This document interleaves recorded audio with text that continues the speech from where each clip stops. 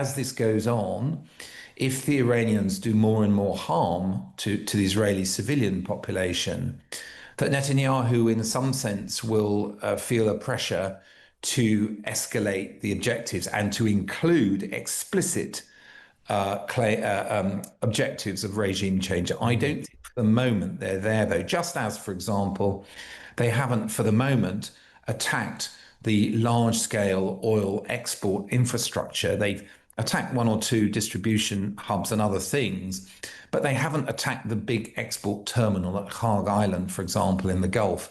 Those would be signals that the Israelis were trying to sort of destroy the Iranian economy and bring down the regime. And we haven't yet seen that level of escalation. Mark Urban is with us, as he is every Monday, to talk through the big foreign policy, diplomatic and defence stories. Hello, Mark. Good morning. Thanks very much for being with us, as always. And as I'm always glad you're with us. I'm particularly glad you're with us this week. Let's, of course, start with the Middle East, where fighting between Israel and Iran has continued overnight. Missiles shot down above Tel Aviv, some indeed hitting Tel Aviv. Israeli emergency services say at least 8 people have died. Iran's foreign ministry says Tehran was hit. Iran's foreign ministry, in Tehran, was hit last night. How well are Britain's air defences doing, Mark? Because there's a lot of talk about how they're not doing quite as well this time as they have done in the past. You said Britain's. Do you mean Israel's? I do, of course, mean Israel's. Yes. Right. Sorry. Just wanted to get that clear because obviously Britain doesn't have too much in that regard. Yeah. Sure. Well, this is a very difficult conundrum, I think, for the people running that side of life in Israel, because you get dozens of missiles incoming and they can try and work out the tracks of those missiles, the trajectory, therefore whether they'll land in the open desert, in the middle of the city, etc. And therefore only to engage the ones that they think will do harm because they have a limited supply of weapons. Now, some of the missiles they've been firing up, anti-missile missiles, we might call them. Well, the cheapest ones come in at about £2-3 million at the American theater air high altitude system. I think those are something like $10 million, so £8 or £9 million. So each shot has to be used very carefully. Now, inevitably, some of these incoming missiles elude them. Some they maneuver to a certain extent to try and defeat those who are calculating the track of the missile. So it's a very complex picture, and the complexity is even greater because the question of trying to calculate, are they aiming for something really important and fragile like an oil refinery, is made harder by the fact that they're not very accurate. Yeah.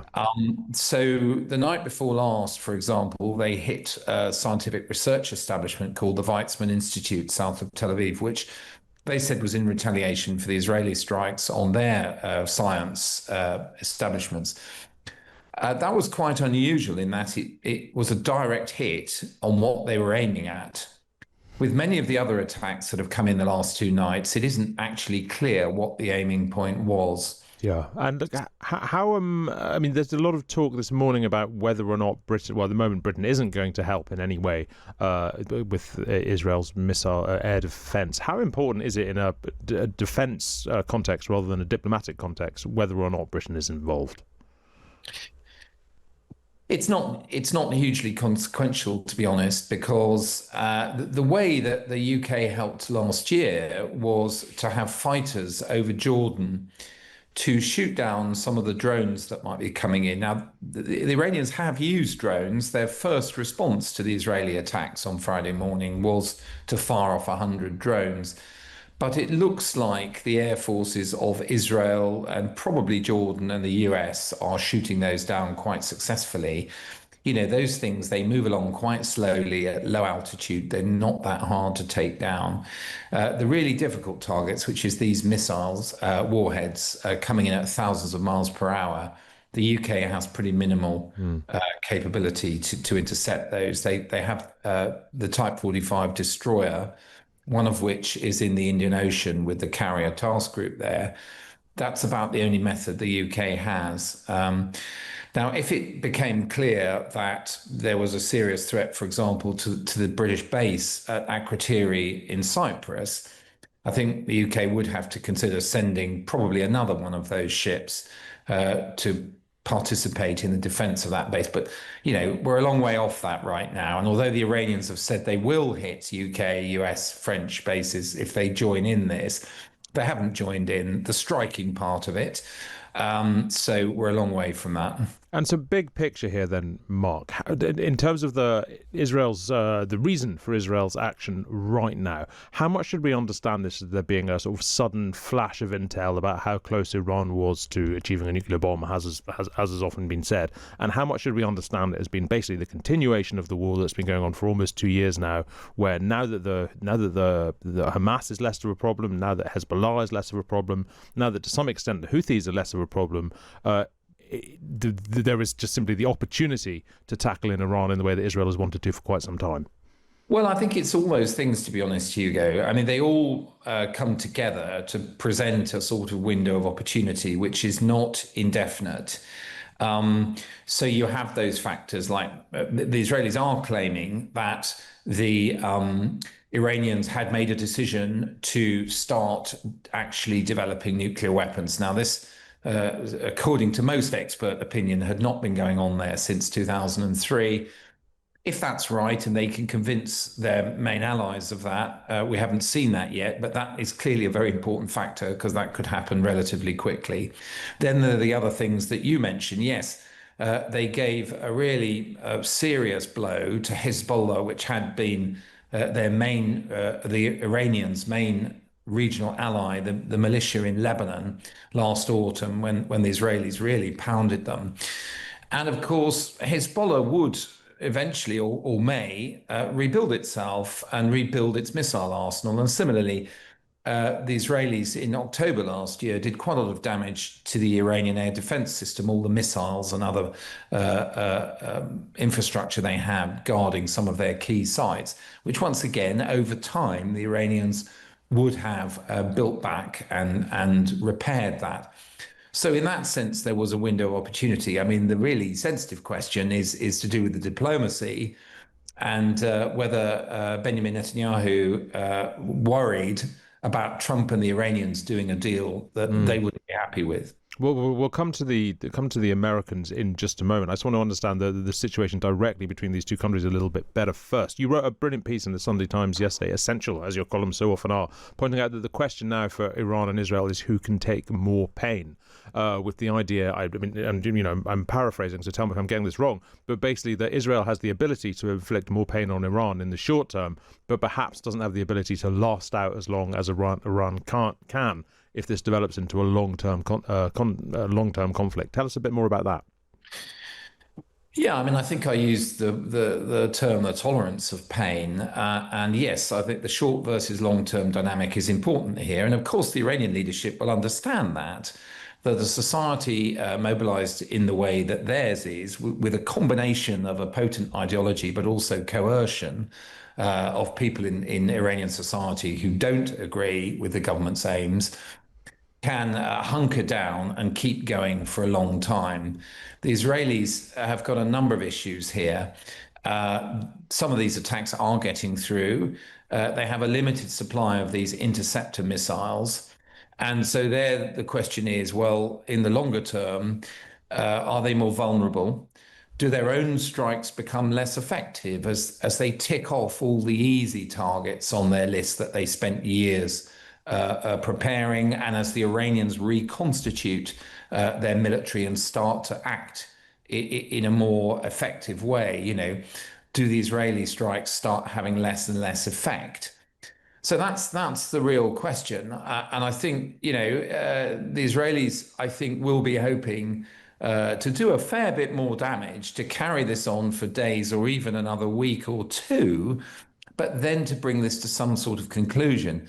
And if the Iranians are uncooperative in that respect and say they'll fight to the end, then this could create all sorts of difficulties, I think, for Netanyahu. How much? I mean, how would you rate Israel's ability to actually take out Iran's nuclear program? Are they actually working to completely eradicate nuclear infrastructure, or are they making it simply too costly for Iran to have a nuclear program? Well, this has been an ongoing effort for nearly 20 years that the Israelis, as you I'm sure are well aware, Hugo, in the past they'd assassinated Iranian nuclear scientists, they'd used virus attacks on the infrastructure at the nuclear plants. They tried all sorts of ways. Ultimately, all of these things are just about slowing down. They don't give ultimate security that they're not going to develop a nuclear bomb ever. They can't do that. The only way to do that really is through an international agreement. So what they're doing right now is trying to wind in yet another delay at a point that they would say Iran may have been only months away from turning their big stockpile of highly enriched uranium into actual nuclear weapons. As to how much of a delay they've wound in, I've seen some analysis. One eminent American expert suggested that the main uranium enrichment plant at Natanz in Iran had been damaged in such a way that it would be at least a year to repair it. But of course, they've got a couple of other plants and they're more deeply buried. So that's a big question. Do they have a plan to get underneath the mountain at Fordow, where this deep tunnel complex is? We don't know. I mean, it seems unlikely that the Israelis, having considered this for so long, haven't thought about how they're going to attack the Fordow plant. There seem to have been some airstrikes in the vicinity, but if you just block a tunnel that gives access to it, well, that can be dug out in the space of weeks or perhaps months. So that's quite a big question as to how far they can actually do this and what sort of delay is wound in if this comes sputtering to a halt, for example, without an international agreement in place to lock Iran in to guarantees not to make a nuclear weapon. Let's talk a bit, Mark, about the American position in as much as we can possibly understand what it is. Because, I mean, there has been some suggestion that America was pushing for what was in the sort of last stages of negotiations with Iran when Israel attacked, that America either did or didn't know that Israel was going to do this, that America is or isn't going to get involved. How would you understand the relationship between Trump and Netanyahu at the moment and how that all pertains to this conflict? Well, I think with regard to the state of the talks, look, Trump inherited this situation that he'd created by pulling out of the previous deal, the nuclear deal done under the Obama administration. Trump pulled out of that 10 years ago. So thereafter, of course, the Iranians stepped up their enrichment of uranium and got up to all sorts of other things, which were the cause of much regret to the Israelis, among others. Of course, Netanyahu was never a fan of that deal, but then everyone found themselves dealing with the consequence of Iran unrestrained in that respect, basically making a lot more of this fissile material. I think when Trump got the Iranians back to the table in April, he did so with a sort of credible threat of force, American force, by surging American forces in the area. But as that slipped away, one got the feeling that the Iranians, having engaged again diplomatically, could understand that the imminence of that was diminishing and that they could play for more time. And I don't think those talks that should have happened yesterday in Oman, the Gulf Sultanate, I don't think they were close to an actual deal. There was some talk about trying to get an interim arrangement just to try and contain things in the short term while they worked on a longer term deal. But I don't think it was imminent. I don't think in that sense that was part of the time window that Netanyahu was really focused on. There wasn't going to be a deal very quickly.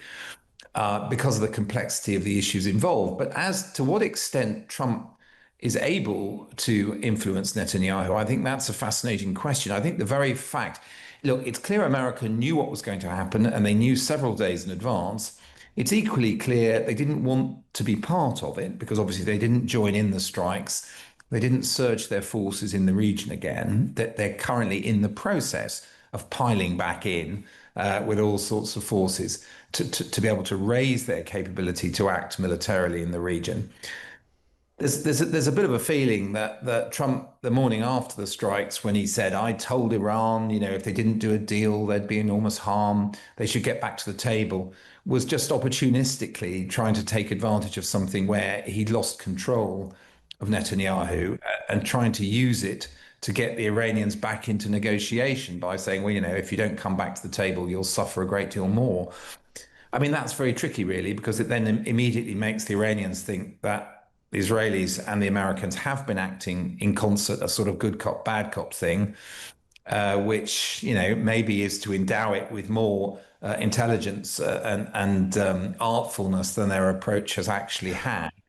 How likely do you think it is that the Israeli aim here is regime change in Tehran? I don't really buy that, actually. I know some people have pointed to things that Netanyahu has said. His hot-headed defense minister, Israel Katz, has said some, more regime changey type of things. But I'm not sure that is the objective. I mean, yes, of course, there are people in the Israeli security establishment who think that if Iran is humiliated by this campaign and has to agree to humiliating conditions on its nuclear program, that may cause some kind of coup or toppling of the regime. Those sorts of things are eminently possible. And it is, of course, possible that as this goes on, if the Iranians do more and more harm to the Israeli civilian population, that Netanyahu, in some sense, will feel a pressure to escalate the objectives and to include explicit objectives of regime change. I don't think for the moment they're there, though. Just as, for example, they haven't for the moment attacked the large-scale oil export infrastructure. They've attacked one or two distribution hubs and other things, but they haven't attacked the big export terminal at Kharg Island, for example, in the Gulf. Those would be signals that the Israelis were trying to sort of destroy the Iranian economy and bring down the regime. And we haven't yet seen that level of escalation. Finally, Mark, what implications does all this have? Implications does all this have for the rest of the world at the moment? Because I've seen some suggestion that, for example, it puts Russia in a difficult position because there are Russian-Iran links. Russia gets weapons from Iran, particularly drones, and also just the impact it could have on the oil price. What that means for the Middle East generally. To what extent is this going to remain a conflict between two nations, and to what extent does it become something that sort of spirals out and has impacts everywhere else in the world? It may well do. It may well remain a conflict, certainly for the next week or two. If the Israelis, well, I think there's a big question whether the Americans join in fully. They are joined in helping to defend Israel from Iranian missile and drone attacks. But if they join in and start striking, I think that will have a big effect, and it could also then produce some wider regional consequences. From the Russian point of view, there could be good news and bad news. I mean, anything that pushes the oil price up is good for Russia. But then, as you mentioned, there are areas where they cooperate with Iran, where if Iran gets really smashed and humbled and its production of military technology severely disrupted, that's not good for Russia. I mean, this is very curious with Russia. This appears to be one area where the Trump-Putin love-in may have given some meaningful advantage to the Trump side of this, in that Putin seems to be doing what Trump would want him to do, which is urging the Iranians to go back to those diplomatic talks. So I guess the Russians would like to get this wrapped up pretty quickly. But, Iran has suffered a terrible blow here in many respects. And the question is really, can they go back to the table without it just being too humiliating?